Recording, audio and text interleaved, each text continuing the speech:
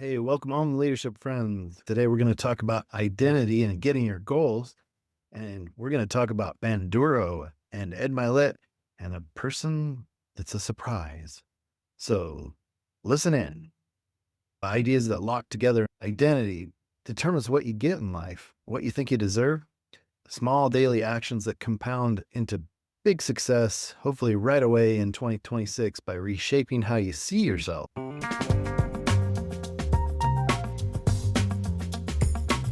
Let's work on identity, influence, and focus. I'll try and make it clean, teachable, and coachable so you can share it with others as well.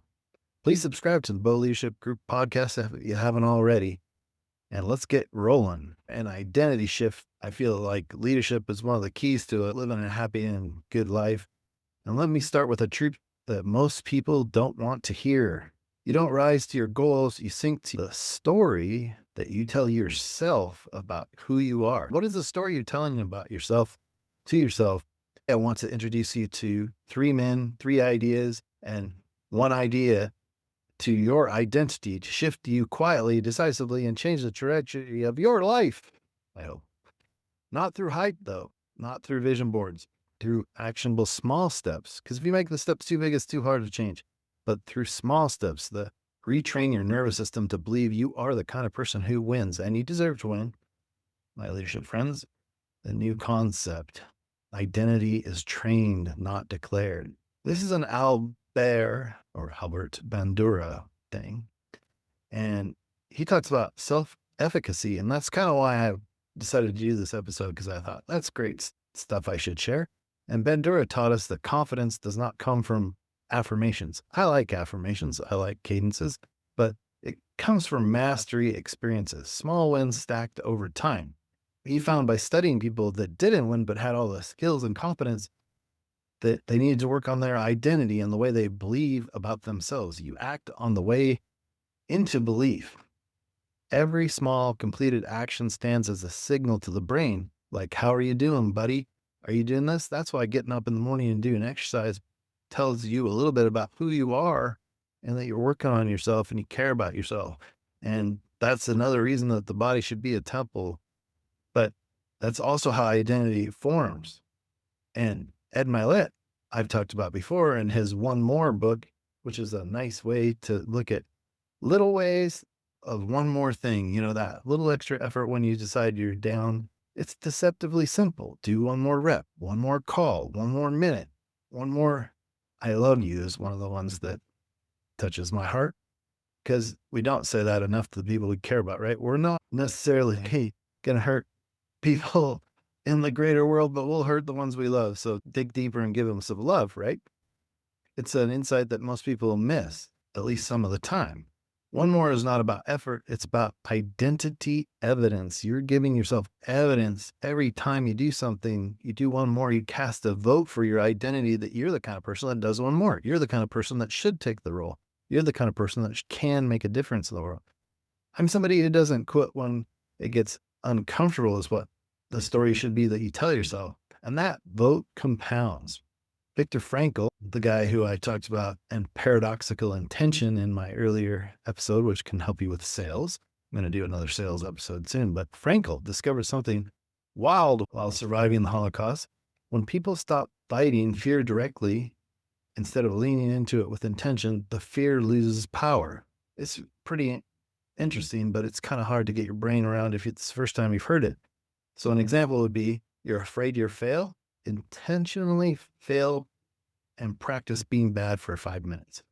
Afraid of rejection? Intentionally collect 5 no's.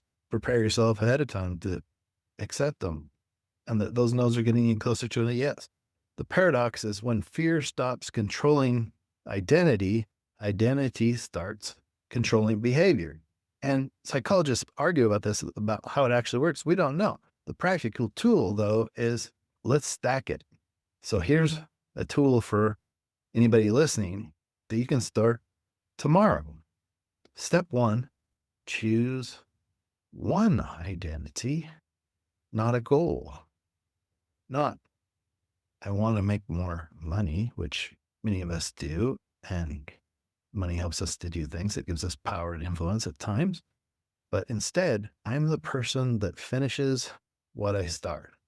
I'm someone who trains daily, even lightly. I'm a leader who makes the call I don't want to make. And then design a 5-minute win. Make it something too small to fail. It could be 5 push-ups, one outbound message, changing your inbound message, one paragraph written, one difficult conversation opened, or even saying, let's talk about it in the new year, that uncomfortable conversation, schedule a date for it. And that's Bandura's mastery principle. Step 3, add one more. When the timer ends, ask, could I do one more call, one more thing? Do I have one more in me? That's Mylett's edge and other people's edge. You get this a lot in people that are training, like David Goggins talks about it as well. But you can use paradoxical intention once per day. Deliberately do the thing you're avoiding, badly, briefly, on purpose. I think Frankl would say, you're no longer a victim of your fear, you're its author. And let's tell this story the way we want to, right? Label your identity out loud. And it helps me to work on my identity so that I'm doing things for others, right? This is what people like me do because they want to influence people they love around them. That sense is gasoline on identity change, right? Why this matters if you ignore it, if you don't intentionally shape your identity, 3 things will happen, and they are a problem. You wait for motivation instead of creating evidence. And this doesn't notice the clicking of the clock, right? You only have a limited amount of time on this planet. So get a little discomfort, maybe a little danger, so you don't drift into 2026 with the same habits, just louder or longer goals. A bigger list isn't going to help you. Leadership doesn't fail because of a lack of vision. It fails because identity was never trained. And influence, real power, only flows from who you are, not what you say. So if we were in a coaching relationship and I was coaching you, I'd leave you with this. Bandura teaches us confidence is earned. Mylett teaches us momentum lives in doing one more. I'm feeling good about doing that one more. And then Frankl teaches us freedom comes from fear stopping and you being the author of your story. So put all 3 together and you get this truth. Drum roll, please. Small actions repeated daily rewrite your identity, and your identity decides your future. So empower your leadership and elevate your image with God in mind. Bless your week.